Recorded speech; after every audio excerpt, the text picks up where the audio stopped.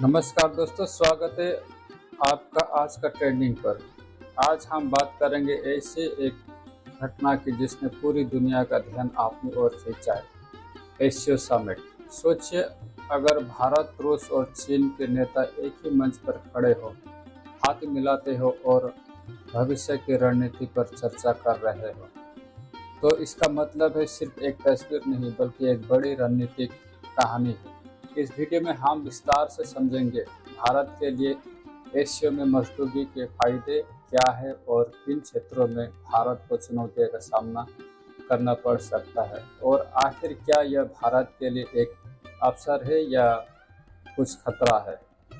तो वीडियो के अंत तक जरूर देखें, क्योंकि हम इसे आसान और साफ भाषा में समझेंगे। एशिया क्या है? एशिया यानी शंघाई कॉरपोरेशन ऑर्गेनाइजेशन की शुरुआत 2001 में हुई। शुरुआत में इसे चीन, रूस और कुछ मध्य एशियाई देश शामिल थे। बाद में भारत और पाकिस्तान भी इसमें शामिल हुए। आज एशिया की लगभग 40% आबादी और 30% से ज़्यादा जीडीपी को प्रोजेक्ट करता है। यानी सिर्फ कोई छोटा संगठन नहीं, बल्कि वैश्विक राजनीतिक में एक बड़ा खिलाड़ी है। भारत के लिए किन किन क्षेत्रों में फायदा हो सकता है? एशिया चल रही है, क्या कुछ इस बैठक में निकल कर आएगा, कितनी अहम बातें, महत्वपूर्ण मुद्दे जिन पर फिलहाल यहाँ चर्चा हो रही है, उसके बारे में भी आपको लगातार हम जानकारी देंगे, बताएंगे क्या कुछ महत्वपूर्ण चर्चा इस दौरान हुई है द्विपक्षीय बैठक के दौरान।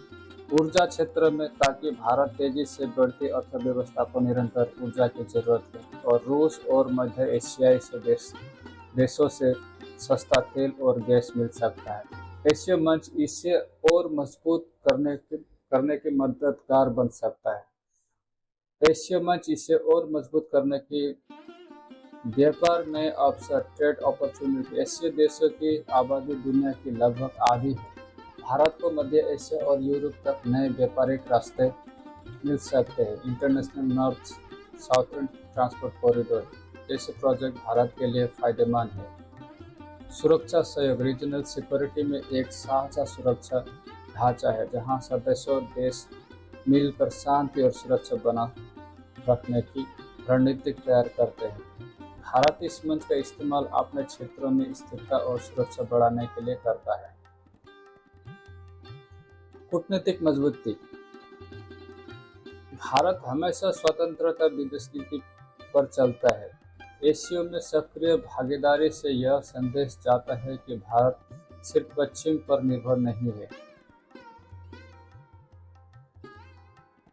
मल्टीपोलर वर्ल्ड, दुनिया अब बहुध्रुवी मल्टीपोलर वर्ल्ड रही है। भारत अगर रूस और चीन के साथ तालमेल बिठाता है तो वो ग्लोबल बैलेंसर की भूमिका निभा सकता है। भारत के लिए चुनौती भी और नुकसान भी कुछ क्षेत्रों में हो सकता है। चीन के साथ संबंध, इंडियन चाइना इश्यूज, सीमा विवाद और व्यापार असमानता बढ़ती चुनौतियां हैं। एशिया में दोनों का एक साथ होना आसान नहीं है। पाकिस्तान की मजबूती, चीन इंडिया पाकिस्तान डायनामिक्स, पाकिस्तान भी एशिया का सदस्य है। जब भी भारत कोई पहल करता, पाकिस्तान रुकावट डाल सकता है। रूस की पोजीशन, राशियन बैलेंसिंग, रूसी चीन के और करीब जा रहा है। एशिया में भारत को हमेशा अपने पुराने रिश्तों को बनाए रखना चुनौतीपूर्ण हो सकता है। पश्चिमी देशों का दबाव, एशिया में रहना यानी चीन और रूस के करीब जाना। वही भारत क्वाड और अमेरिका के साथ भी रिश्ते मजबूत करना चाहता है। इस बैलेंस को बनाए रखना हमेशा आसान नहीं होता। आंतरिक बहस, देश के भीतर हमेशा चर्चा रहती है कि हमें किस दिशा में ज़्यादा जोर देना चाहिए। यह भारत के लिए चुनौती है। भारत की रणनीति क्या होनी चाहिए? भारत को एशिया को एक अवसर के रूप में लेना चाहिए, ना कि किसी दबाव वाले संगठन के रूप में। ऊर्जा, व्यापार और सुरक्षा पर फोकस करना जरूरी है। साथ ही क्वाड और पश्चिमी देशों के साथ मजबूत रिश्ते बनाए रखना भी जरूरी है। यानी बैलेंसिंग ही भारत की सबसे बड़ी ताकत है। अब सवाल है, क्या भारत एशिया में और सक्रिय होना चाहिए या फिर पश्चिमी देशों के साथ सहयोग पर ध्यान देना ज़्यादा लाभदायक होगा? अपनी राय हमें कमेंट में ज़रूर बताएं।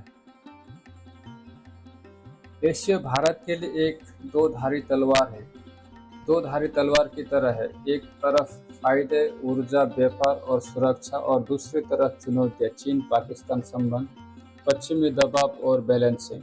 भारत की असली ताकत यही होगी कि वो इन चुनौतियों के बावजूद स्वतंत्र और संतुलित विदेश नीति बनाए रखे। एशिया समिट और भारत के फायदे व नुकसान पर अगर आपको यह वीडियो पसंद आया तो इसे लाइक करें, शेयर करें, और जहां आज का ट्रेंड न्यूज़ को सब्सक्राइब करना ना भूलें, ताकि आप पाएंगे ऐसे ही आसान और साफ विश्लेषण। मिलते हैं अगले वीडियो में। धन्यवाद।